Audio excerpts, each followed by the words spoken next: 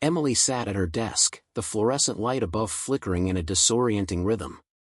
She could hear the distant hum of her roommates, their laughter and chatter muffled through the thin walls. But none of it mattered.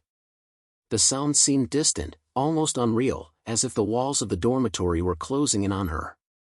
She rubbed her tired eyes, willing herself to focus on the textbook in front of her, but the words blurred together. Her biology final was just hours away, and she had barely scratched the surface of the material. Sleep-deprived and overwhelmed, Emily felt the weight of the world pressing on her chest. Every time she tried to study, her mind wandered back to the things she couldn't explain. Strange dreams that had bled into reality, whispers she couldn't place, and the unsettling feeling that someone was always watching her. She tried to shake the thoughts away, but they clung to her like shadows. Finally, exhaustion won. Her head drooped, and her body collapsed into the chair, her textbook still open in front of her. She fought to stay awake, but the darkness in her room grew thicker, suffocating her senses. Her eyelids fluttered shut, and the last thing she remembered was the cool air of the room against her flushed skin. When she woke, the room was still dark, but it was different. The silence was absolute, as though the world outside had ceased to exist. Emily's heart raced in her chest. Her body was frozen. She couldn't move, couldn't breathe. Panic gripped her as she tried to scream, but no sound emerged, her voice strangled by an invisible force. Her eyes darted around the room, searching for an explanation. And then, she saw it. In the far corner, where the shadows seemed to gather more densely than the rest of the room, stood a figure. It was tall, featureless, just an outline of darkness. Her breath hitched as it began to move toward her, its presence suffocating. Cold fingers brushed her forehead, sending a chill down her spine. "You will never escape the darkness within," the voice whispered. It was hollow, ancient, like the rustling of dry leaves in an abandoned forest.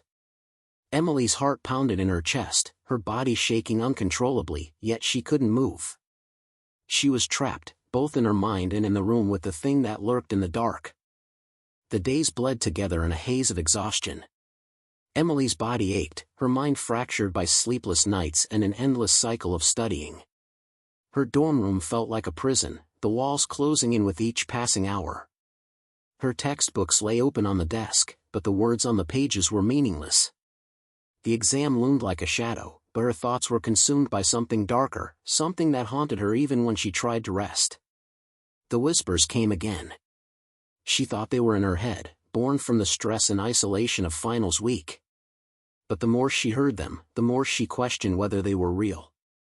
They were soft at first, just echoes of something distant. Then, they grew louder, clearer, until they became a constant presence in the background of her thoughts. "You are not alone," they would say, over and over, as if the darkness itself was speaking to her. Her next encounter with the entity came on a night like the others. She lay in bed, staring at the ceiling, trying to will herself into a few hours of sleep before the dawn broke and the nightmare began again. The room was suffocating, the air thick with the oppressive silence.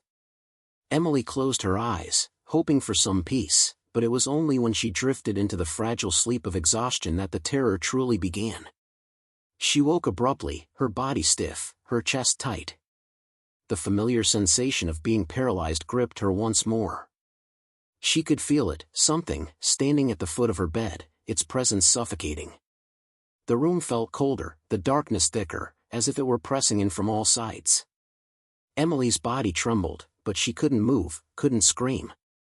The weight of fear settled heavily on her chest. And then, she heard it.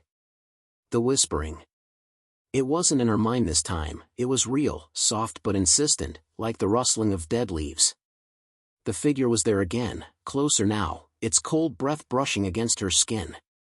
"You belong to me now," the voice murmured, its tone mocking. Her heart thundered in her chest. Emily's body strained against the invisible hold, but no matter how hard she tried, she couldn't move.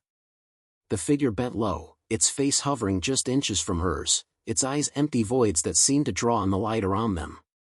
"You will never be free," it whispered again, and the darkness in her room deepened, swallowing everything.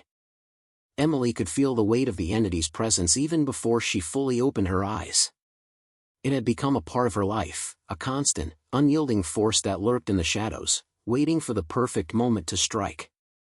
The whispers had grown more frequent, the shadows darker, and the cold that crept into her room at night was no longer just an inconvenience, it was a warning.